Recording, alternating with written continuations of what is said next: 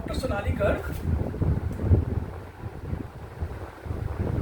Today we'll be discussing inflation in the US. Okay, so inflation in the US, and today is 2nd November, so I should put a date. Okay, 2nd November 2024. Okay, so basically inflation in the US was very high sometime in the past.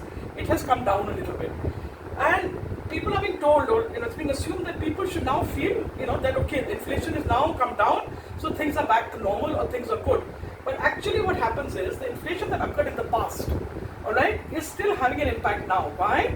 Because when prices go up, people's wages, salaries often don't increase in the same proportion, and if they do increase, they take some time, and it depends upon the people's bargaining power, for example.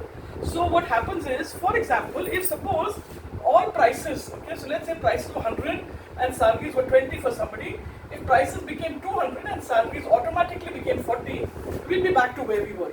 But actually, wages, salaries, and the payment to many factors of production, don't, interest rates, rents don't automatically adjust, and therefore what happens is that there is hardship caused till the time that these catch up. Now, over a long period of time, things could typically catch up, but until they do, there is a problem. All right, so that is what currently is being faced in the US.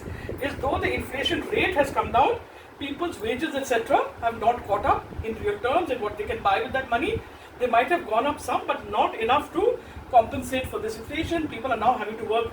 I'm sure they did in the past, but even more so, 2 or 3 jobs. Also, you will see, it depends upon the people's bargaining power. And so you will see much more industrial action if wages and salaries are not increased, or rent, interest rate, etc.